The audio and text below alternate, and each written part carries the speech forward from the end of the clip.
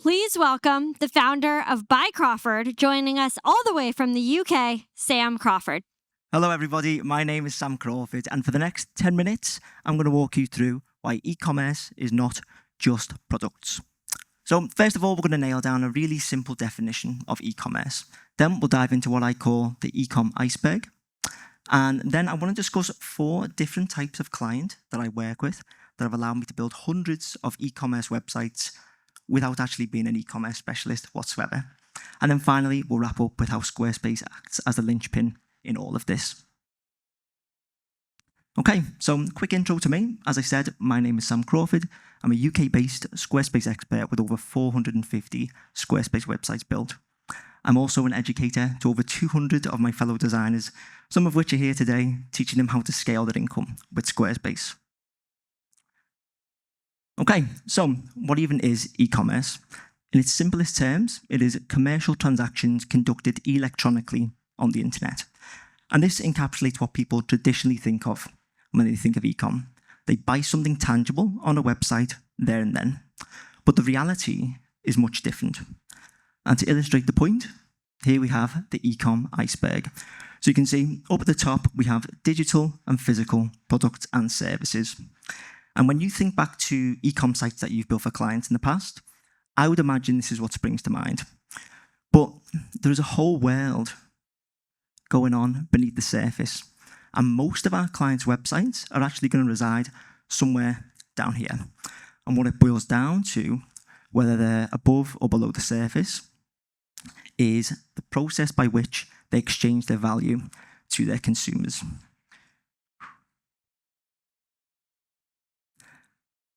And so with that in mind, I'm going to walk you through 4 different types of clients that I believe we should be treating as e-commerce, even though they don't house these traditional products or services.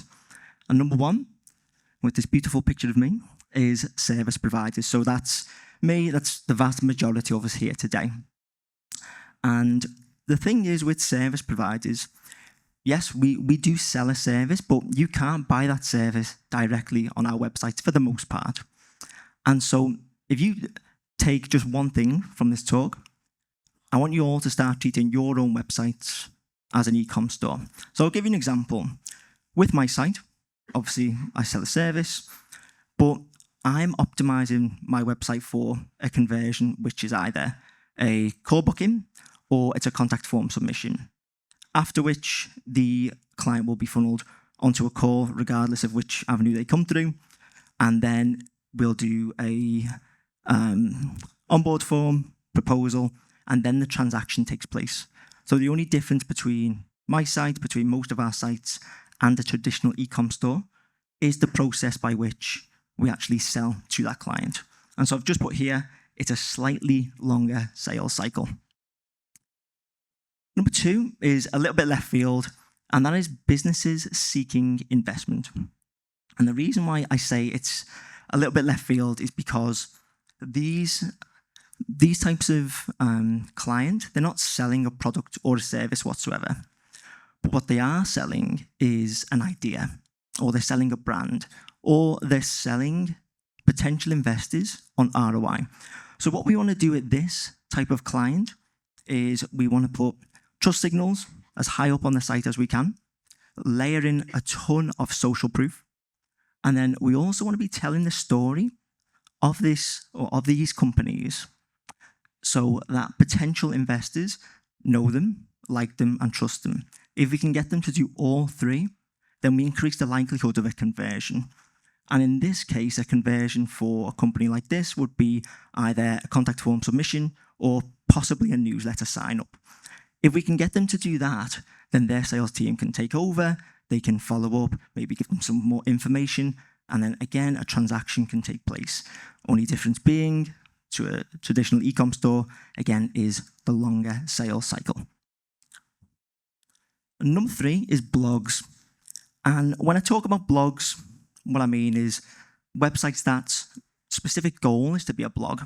So food bloggers, fitness bloggers, interior bloggers, things like that. And you'd be maybe thinking, well, how is this e-com? And with blogs, they monetize themselves in a lot of different ways that kind of go under the radar. So think affiliate links, banner ads, Google AdSense. There's a ton of different ways that they monetize. But again, like the previous example, they don't sell a product or a service whatsoever. They sell access to a curated audience. So think of it like this. Blogs will build up an audience in a niche, and then they'll sell the eyeballs of that audience to brands and organizations who want to get in front of those eyeballs. So what we want to do for blog websites is we want to optimize two distinct, I'm going to call them verticals. So it's a blog collection and the blog articles themselves. And in the blog collection, so first off, we need it to be really easy to navigate. So think a filter block. We want a search block, ideally, possibly a sidebar archive block, but we also want to display as much visual information as possible in as small a screen of real estate as possible as well. So we don't want to overwhelm the user, but realistically, most visitors aren't going to scroll past like the hero section. So we need to try and get as much info as possible in front of them. Same goes for the articles themselves. So really easy to navigate, really easy to scan. You know, who's going to read a full blog? They just want to go through, scan through, clear hierarchy of heading, H1, H2, etc. Space for video, space for images, space for ads, etc. But we also want to be training these bloggers, or these people who own a blog, on how to upkeep the site as well. Because with blogs, we want to train them on, hey, here's how you schedule a blog, here's how you add your affiliate links in, here's how you add your meta descriptions, alt tags. We want them to be able to grow their audience, ideally with some SEO, and make more money. If they grow their audience, they make more money, everyone's happy. Now, finally, is non-profits. Clues in the name with non-profits, obviously most people don't consider this e-commerce. Like if your e-commerce store's, a non-profit, it's not a very, very good e-com store. But this is the closest thing to traditional e-com on the list, because we can take payments there and then we can use Squarespace's donation system to take payments either recurring or one-off. But because non-profits don't give a product or a service back, really, people neglect to treat their non-profit client websites like a store. What we need to be doing is taking inspiration from everything that we've been through. So strong trust signals. Obviously, we need to build trust in the organization, drive donations. We want to ideally have a newsletter to keep either current or potential donors up to date with the cause that they're supporting. We need to use a blog to grow that audience. And ideally, well, this is a non-negotiable actually, we need strong and regular CTAs to drive donations and to also drive more regular donations as well. And that brings me to the end of the 4. So, what do all of these things have in common? Well, it's the fact that they can all excel when built on Squarespace.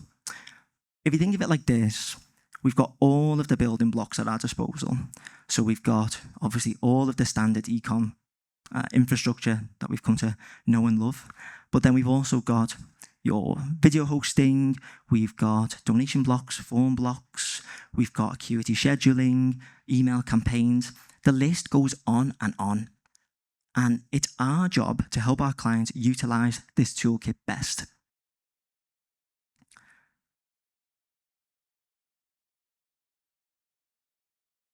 There we go. Okay, so I've got 3 key takeaways. First, there's more to e-commerce than simple purchase of a product or services. Just think above and below the surface.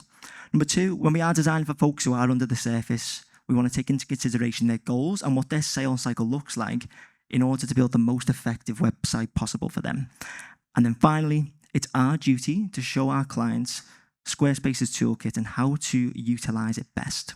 So guys, if you want to connect with me, you can scan this QR code here. If it doesn't work for whatever reason, or you just can't be bothered getting your phone out, that's fine. You can email me anytime at sam@bycrawford.com.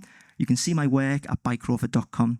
If you are a Squarespace designer, which I assume a lot of us here today are, and you want to earn more money with your Squarespace design business, go to sixfiguredesign.club and you can apply for the program there.